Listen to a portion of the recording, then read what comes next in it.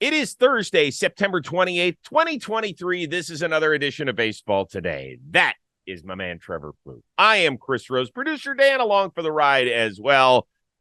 We start off with a tip of the cap to the Tampa Bay Rays, who several days after clinching a playoff berth finally celebrated on Wednesday night. They won up in Boston.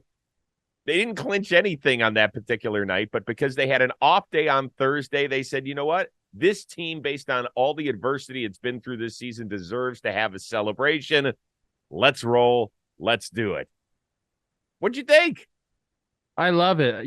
This is a very strategic thing for them. And then, Michael Kadire told me, you have to celebrate when you get a chance to celebrate because you never know when it's going to be your last chance. So I'm glad that they decided to do this. And I think it was smart for them to wait until they had the day off afterwards, get everyone all rehydrated because there's going to be a little bit of dehydration after that celebration. So I love it, man. There's nothing better in sports than spraying your friends with champagne and beer. There's just nothing better. I thought it was cool. I am curious why they didn't do it on the day that they actually made it. I don't know if it was because I've kind of lost track because they lost or they were traveling or something. I think a lot of times they want to wait. If they don't wrap the division up, they know they're going to be in the playoffs. So it's like, oh, should we do this? Should we do that? And I think now, that division ain't looking close. Yeah. I get it. Like the Brewers didn't celebrate till they won the division. Yeah, okay, I get it. All right, so good for the Rays. They still have a mathematical shot at winning the East. It's just probably not going to happen. Okay, start with the craziness that unfolded in Seattle on Wednesday night. Houston now 1.5 up on Seattle for that last wild card. But let's get to the sixth inning of a one-run game. Hector Neris strikes out Julio Rodriguez, and after the pitch, instead of going to his dugout for the third out, he charged toward Rodriguez, started yelling a bunch of stuff in his direction, and then retreated. In fact, Jose Abreu was like, bro, let's get out of here. The benches did empty. Neris eventually came back out of the dugout. It looked like he was being a little apologetic. Things kind of took a weird turn after the game because Eugenio Suarez of the Mariners told the Seattle Times that Neris used a derogatory slur in the direction of J-Rod. Now, obviously, there's no confirmation. There's been a lot of people doing lip reading. We don't know exactly, but apparently there will be a Major League Baseball investigation. Let's get back to the initial move by Neris. Because we've seen so much bat flipping and celebration, is it inevitable that this was going to happen at some point in baseball? As far as the celebrations go, I've decided that I'm okay with it because I think it is better for the game as long as you're just doing it naturally and, it's not, at the expense of the other person. Like you can celebrate with your team or you can kind of do your own thing. But once you start going at people, it's when you kind of lose me. I already had to get one over to that side of like the celebration thing, celebrating every single time you do something. This is not okay. It probably will never be okay. And again, like I know Hector and, I've never had any problems with him. And, I think that he has been a great teammate. This was it was silly. And especially if you walk towards someone and you bow the chest and you want to, get all huffy and puffy. And then as soon as Julio starts walking towards you and turns around, you go the other way. I don't like that. I think you even tweeted that last night. Like, if you're going to come, big boy, you better keep coming. By the way, it was a very popular tweet in the Houston area. Oh, wow. You got Houston on your side? That's difficult, man. No, I'm kidding. They were it's interesting, Plouffe, what is going on. Sports has become a microcosm of our society. It has become very partisan. So if you were a Seattle fan last night and that happened, you were like, what the fuck is going on? And if you were Houston, it was like, shut up, bitches. Just sit your ass down and take your medicine. You'll never be anything. We win. Everybody hates us. Like, that's where it came. And so the things I heard a lot from the Houston fans were, number one, it was retaliation for McCormick getting hit the night before. Although if you look at the season series, Seattle players have actually been plunked twice as many times. Yeah, 10-5, players. Yeah. I have heard, well, that is for Altuve getting hit and the fans up in Seattle cheering when it happened. I hate that. I think it's bullshit. I hate it. I think it's terrible. I don't care if it's the worst person in the world that gets hit by a pitch. That shit's not cool. It's not okay to cheer when somebody else gets hurt. I'm not into that. Then the other thing I heard is, well, this is Neris remembering that Julio took him deep and pranced around the bases. Well, this was right after Neris threw behind Ty France in a 1-run game. It was a 2-run homer in the 9th inning that extended Seattle's lead. And even though we don't have a full ISO camera on J-Rod running around the bases, it doesn't appear there's any time where he's staring down Neris or staring down the Astros. Is it possible he looked in the Houston dugout on his way to first base? It's possible. It's very possible. I don't know. But for that to carry over that long, when you had other opportunities, just seemed a little strange to me. And so I think this is a little bit of the Houston shit. Everybody hates us anyway, so let's just go for it. I think that's the way the players feel. I think that's the way their management feels. And I think that's the way their fan base feels. Definitely their fan base. I mean, I know they deal with things on the road, specifically, Altuve, he gets it, and probably Bregman. They get it more than anybody on that team, but it's just silly.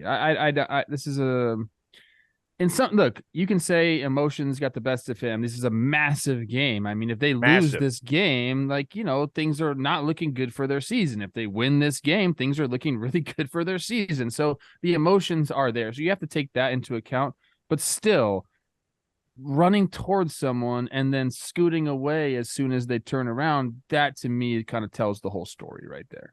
Right. And I've heard a lot of Astro fans say, well, you were supporting Joe Kelly back when he did it.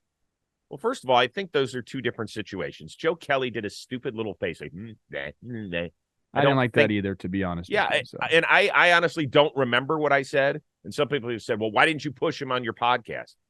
All I did was take it to another level. I said, if you become teammates with Carlos Correa, how would that work out? That was a new part of the story to me. So next time you have Joe Kelly on your podcast, you can ask him whatever you want. Astros fans. The one thing I won't stand for is derogatory terms. Slurs, not into it. It's not part of the game. People say it's just part of the competition. Nope, it's not. Be better than that. Be a better human being. I don't care if it is something that you learned somewhere along the way as you were growing up. If you're going to play Major League Baseball, you could say, fuck you as much as you want. Go for it.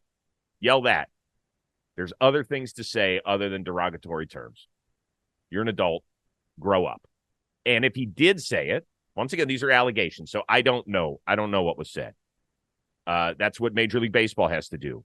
They deciphered a few years ago that Kevin Pillar said something, and he was punished. And Kevin Pillar, to this day, if you ask him about it, he hates that he did it. Hates that he did it. We'll see where it goes from here. All I can tell you is this. On the field, fired Houston up. They put a 3 spot on the next inning. They ran from there. And now they have a 1.5 game lead with 4 days to go. And the champs are not sitting pretty, but feeling better than they were 24 hours ago. Did you see Yordan Alvarez's homer last night? Oh, my God. Oh, my God. 16-degree launch angle, 116 off the bat. Dude, amazing. He's a monster. He is an amazing, amazing player. Miami Marlins split a doubleheader in Queens. Meanwhile, another tough loss for the Cubs in Atlanta. We'll talk about that in a minute. As for the Fish, they are tied with Chicago, 4 days to go, but they own the tiebreaker over them for that last wild card. How shocked are you Miami is in this spot with 4 days left? Like, pretty shocked, Chris, if I'm being honest. I mean, I think they're a good team, and like we talk about this all the time. They made the right moves at the deadline. They had the right pieces already there to supplement, and I think it's worked out well for them. We know about their record in 1-run games. I mean, they're 32-13 in 1-run games. What I found it interesting about this team is they're so streaky. Like either way, 11 times throughout the year this year, Chris, they've either won 4 games in a row or lost four or more games in a row. 11 times. Great stat. I love that. It's crazy to me. So if you even look at their record overall, I mean, in June, they went 19-8 for a 700 winning percentage. Then they went 9-15. Then they went 10-17, and now they're 14-8. So it's like, let's go, guys. Figure out which one you want to be. Do you want to be the 300 winning percentage team, or do you want to be the 700 winning percentage team? Right now, they're playing like the 700 winning percentage team, and they got themselves in a really good position, especially because of the tiebreaker. So I'm a little shocked, but they've kind of shown the ability to run off some wins in a row. And again, they've shown some ability to run off some losses. And I think their longest losing streak has been 8 this year. But right now they're playing good ball. Totally shocked. I remember up at the bar in Seattle during our All-Star Game festivities, our John Boy Media party, I said, Miami ain't making it. I just don't believe in them enough. I've seen their offense did say that over the years, and I like their pitching. Well, now they haven't had Sandy since September 3rd. They haven't had Yuri Perez. They're going to have him they're going to go into battle without him the last 10-plus days of the season. So without their 2 top pitchers, they're going to get squat from. And they might end up clinching a playoff berth. I think it's unreal. And now, freaking Arise is limping around with a sprained ankle. They didn't have him for either game on Wednesday. Why have we not talked about Skip Schumacher and the job he's done this year? Shame great. on us. He's been great. I like their whole coaching staff. John Jay told me before the year, said we're gonna get these guys in the right situation. I think we got a better team than everyone's giving us credit for, and here we are. They're about to make the postseason. Yeah, but doesn't every coach or manager think that and say it? So what is it? Well, maybe not everybody. Everybody. If you're going to coach for the Rockies this year, you probably weren't saying, "Hey, man, we're going to surprise some people." So I just don't understand how it all came together. It's they did make some critical pickups. They picked up Josh Bell. He's been fantastic down there. Berger continues to put the ball over the wall. Speaking of which, 2-2 game last night, bases loaded, 2 outs in the top of the 7th. Once again, this is a critical game for Miami, and Berger takes a called strike 3, which was not a strike. Then he kind of banged his helmet on the ground, and he got tossed. And once again, I tweeted something like, come on, we've got to be better than this. Like, let's understand the situation. Let's have some feel for it. The umpire, Ramon DeJesus, was he wrong here?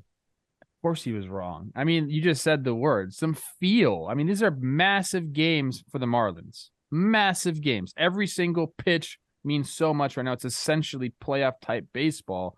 And you rung him up on a pitch that was a ball.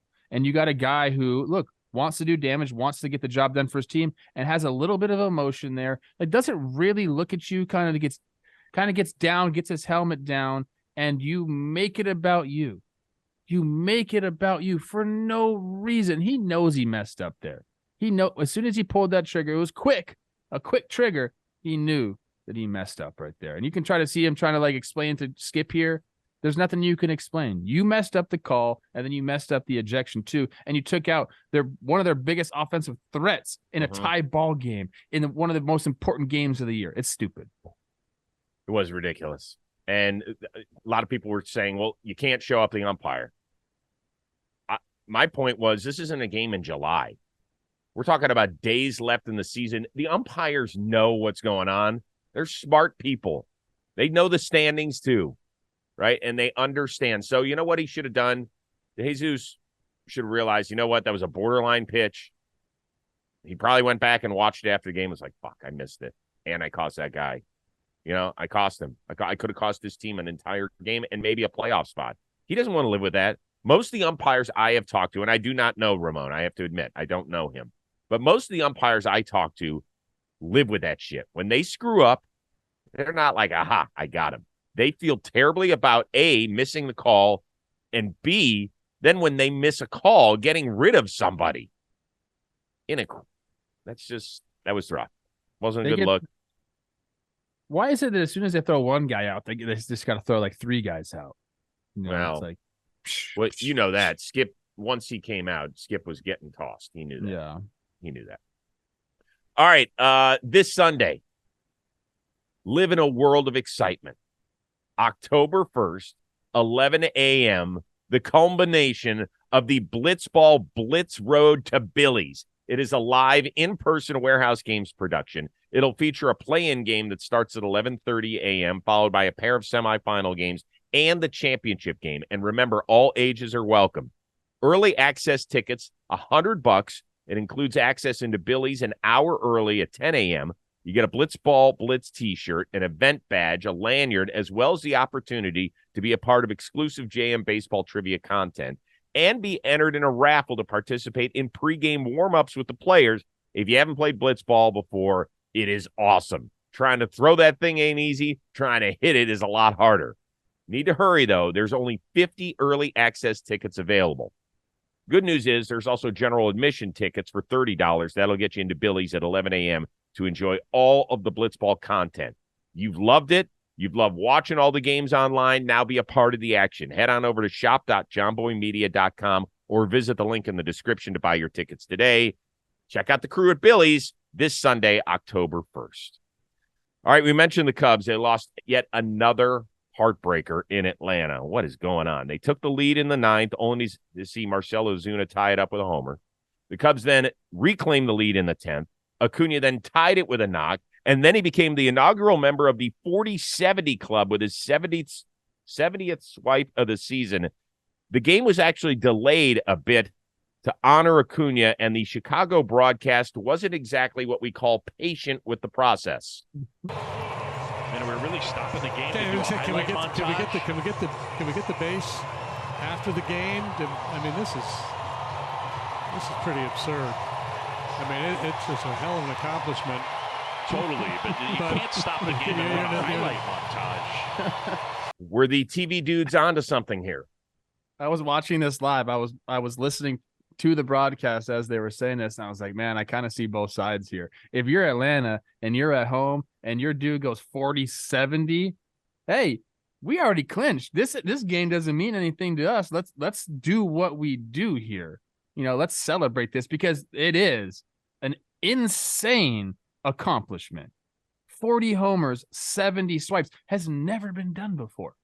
So, you can celebrate it if you're the Braves. Now on the Cubs side, I totally understand. You coughed up the lead the night before. You coughed up this lead. In fact, I want to go back to a play in this game after I get done with this.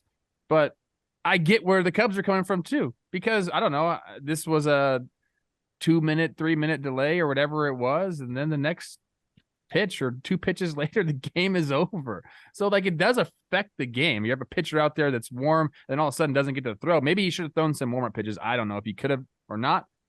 So I do understand it from both sides. I will lean, Chris, on the Braves side here because guess what? Just go win a bunch of games so you're not pressing at the end of the year. The Braves clinched 2 weeks ago. So What do they care? But I want to go back real quick. Yeah. Nico Horner, been one of the better defenders in baseball this year. Boots a ball that could have been a double play ball, but Drew Smyly gets him out of it. Are we talking about that the same way we're talking about Seiya Suzuki? Because it's the exact same thing. You're trying to still die on that hill, aren't you? Good for Drew Smyly picking up his boy, though. That was impressive. So Boog Sciambi and Jim Deshaies do an excellent broadcast for the Cubs. They are wonderful. Boog is one of my dear friends. I love that guy.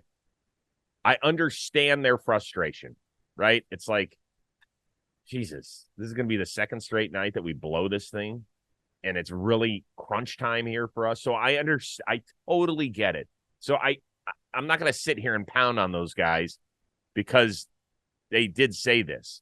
And let's remember, they are talking to a Chicago audience, okay? We have access to it because we all have the package and we can watch every broadcast as long as we don't get blacked out, right? So we have the ability to watch it as though we're just national fans.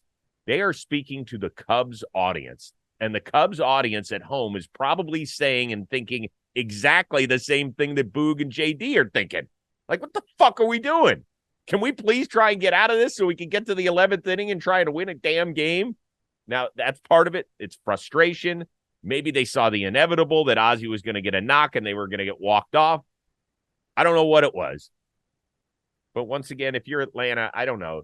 My guess is Atlanta, the marketing team went over this before the game. Hey, yeah, guys, they had planned to do this all along, 100%. Whether it was the first inning, the 4th inning, or the 10th inning, we are stopping the game. We know he's going to grab the base. We're going to run a video montage. Now, they didn't know it was going to be 5-5 in the 10th, right? So that's a tough one. That's a tough. It is. I mean, it's bad timing, but again, what's the common phrase? If you don't like it, play better. Yeah. Yeah, and I don't have a problem with Atlanta doing it. I'm not sitting here saying, "Oh my God, Braves, what were you doing?" No, not at all. But it just ended up being terrible timing. And if you're a Braves fan, put yourselves in the Cubs fans' shoes, and you'll be like, okay, I get it. It was just unfortunate timing for it, but I thought it was hilarious because, I mean, dude, the most crucial part of the game, and the Cubs are reeling right now, and we had a video montage. I will say this. You brought up a great point. Put yourself in the other fan's shoes. I think that this is, well, it's really the bigger problem with society. And if I'm going to go too far off on this tangent, why don't we just go here? People's reluctance to see things through another person's lens is really, in my opinion, what has cost this country in the last several years. Really, it could be as menial as sports, where the Cubs are trying to make it and the Braves are trying to celebrate an accomplishment we've never seen before, or something much larger in society. Damn, I wish we would all just take a step back for a second and realize there's a lot more in this world than just you and your happiness and how you see the world. People get mad at me all the time because, oh, you got to pick a side. I'm like, well, sometimes I can see both sides, bro. And I just want to, yeah, that's okay. That's okay. I don't always have to have a definitive opinion on something. If I don't know enough, I can see both sides, then make my opinion. Mm-hmm. Yeah, sometimes I get pissed at you for that. You do get pissed at me for that. I do, but not every time. Not every time. Sometimes I do. Big night for a pair of New York's most highly paid players. Garrett Cole put the finishing touches on what should be his first Cy Young Award. Shutout north of the border. Meanwhile, Francisco Lindor, what a doubleheader for him. Homer in Game 1, 2 more in Game 2, giving him a 30-30 season with the New York Mets. Both these teams are going to miss the postseason party. The big question is, can you ever live up to a $300 million contract in New York City without winning at all? I think so. I think Garrett Cole is doing it right now. I mean, he is king there. He is their baby. I mean, there's not one Yankee fan that says anything bad about Garrett Cole unless G-Man Choi's up or something like that, or Devers. They love this guy, and he has been, the true definition of an ace and a consummate professional, and really been a great face of the franchise for the New York Yankees. So can you ever really live up to 300 M's? Yeah, you can, because you can only control what your job is, and he's done an excellent job doing that. Same thing with Lindor this season. 30-30. I know we just talked about 40-70.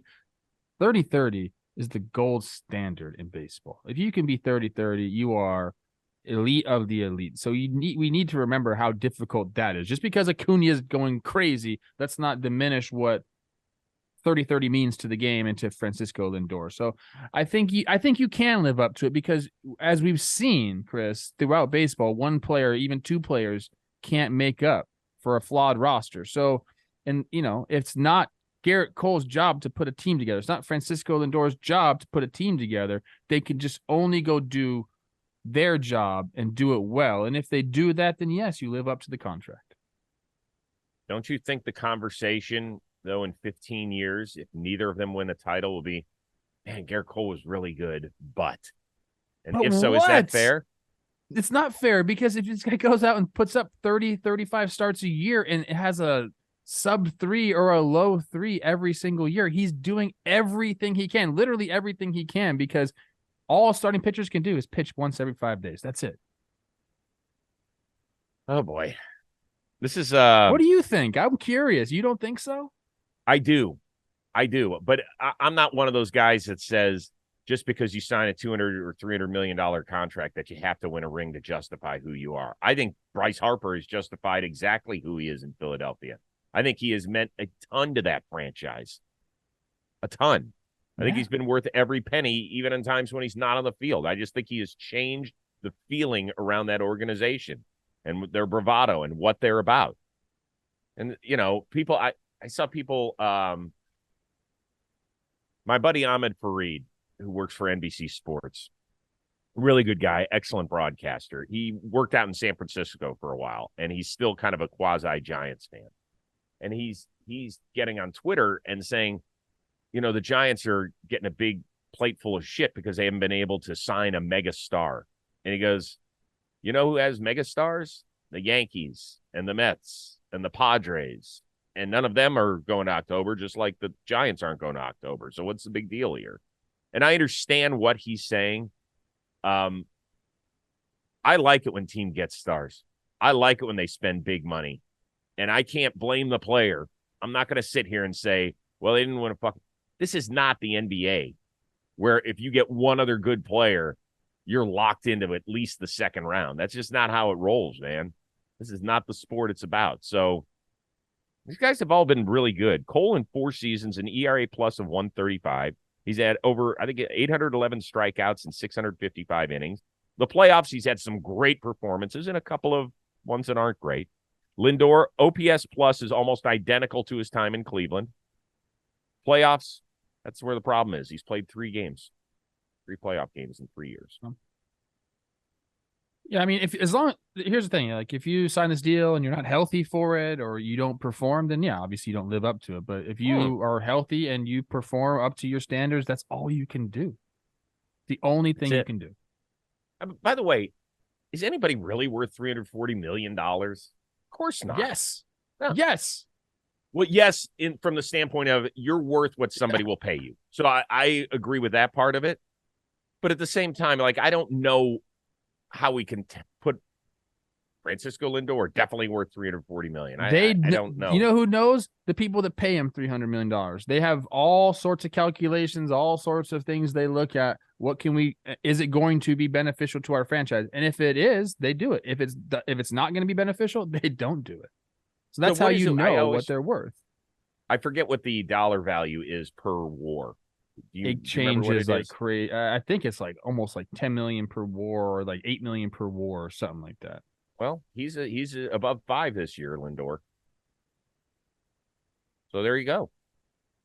Okay. I'm underpaid. What's your John Boy war? I don't know. What's my John Boy war? It's fucking bad. Bad? What do you mean? We could just replace you with anybody? No, not at all. That's not. I don't like that. I don't like the way you talk. This one is brought to you by our friends at DraftKings Sportsbook. Things are heating up in the ballpark. Every team right now is playing to finish the season strong. We got the wild card, all sorts of stuff going on. They're all vying for the playoffs. With DraftKings Sportsbook, you won't miss a moment of the action. New customers can score $200 instantly in bonus bets for betting just $5 on baseball. Plus, all customers can take a crack at a sweet payday with DraftKings same-game parlays. String together multiple bets from a single game for your shot at a major payout. I love doing those. So what are you waiting for? Download the DraftKings Sportsbook app now and use code BASEBALL today. New customers can score $200 instantly in bonus bets for betting just $5 on baseball. Only on DraftKings Sportsbook with code BASEBALL today. The crown is yours. Gambling problem? Call 1-800-GAMBLER or visit www.1800gambler.net. In New York, call 877-8-HOPE-NY or text HOPE-NY. That's 467-369. In Connecticut, help is available for problem gambling. Call 888-789-7777 or visit ccpg.org. Please play responsibly on behalf of Boot Hill Casino and Resort in Kansas. Licensee partner Golden Nugget, Lake Charles, Louisiana. 21 plus. Age varies by jurisdiction. Void in Ontario. See DraftKings.com/baseball for eligibility, terms, and responsible gaming resources. Bonus bets expire 7 days after issuance. Eligibility and deposit restrictions apply. I'll see you out there. As we say goodbye to the YouTube and podcast side of things, we also say goodbye to Terry Francona as Cleveland's manager this coming week. He had his final home game on Wednesday. It was a win over the Cincinnati Reds. Many of the fans were out there adorning Thanks Tito t-shirts. Took an amazing curtain call at the conclusion of this. He was so uncomfortable with the pregame video tribute. And then afterward, he hated hanging out there. It's not his thing if you know Tito at all. I just loved it. I just want to say as a Cleveland fan, it's the reason I'm wearing a Cleveland lid. Thank you. Like we as Clevelanders, I always explain ourselves as 90% scar tissue as Cleveland sports fans. We've been hurt. We always look around the next corner to see which bus is going to hit us. And we feel unwanted because very few people pick us, whether it's players or managers. And he picked us in He picked us to be the manager of our team when we weren't going so great. And he stayed because he loved the city and he loved the organization. Like, that made us feel good. We've been the butt of a lot of jokes in Cleveland sports and the city in general. And just to have somebody who said, you guys are great, and I love being here, and I'm going to miss you. Shit, it made me feel good. He's amazing. I have nothing bad to say about Tito. Every single time that I lined up to play against him, I'd tip my cap to him just because I had the respect for him. You know, I talked to all the players on his team, obviously very close with a lot of them, being in the AL Central with the Twins. And it was universal. Like, we got Tito, that makes us a better team. And, you know, for all the talk about clubhouse chemistry and all those things that, you know, a manager kind of has to oversee, or at least, you know, assign leaders and do all these things. He was a master at that, a master at it. Got his guys ready to play, was steady, knew when he needed to get mad at guys, knew when he needed the pat on the butt. Like, he just understands people. That's what I think makes good managers, great managers like Tito is. If you understand your club and understand how to treat people, you're going to go a long way. Tito, Hall of Famer, everything. He's the best. The thing I've heard more than anything is that he gets you to believe in you. And you might think that that's, well, you made it to the major leagues, dude. Like, don't you believe in yourself? Look, you can tell us, man, there are days where you're like, holy shit, I don't know if I'll ever get a hit again. And sometimes managers are looking for the next guy to replace you quickly. Like, they've got a job to do too. They want to keep getting paid too. He is a guy who, almost to a fault, will stick with people. And he's like, listen, dude, don't worry about it. Your name's in that lineup every day. I don't care. You're going to be here. Pretty damn good. Yeah, there are days where you feel like you never played before. And if managers actually knew, and some of them do know, this is why they do it, if they knew how much it meant to a player, if they just came up to him and say, hey man, you're gonna rake today, you look great, that's it, something like that, just get your spirits back up. I think a lot more guys would do it. Tito definitely understood that. All right, Tito, awesome. Enjoy your weekend in Detroit. For our one-of-a-kind producer, Dan Rourke, the uber-talented Trevor Plouffe, I am Chris Rose. We will see you Friday on Baseball Today.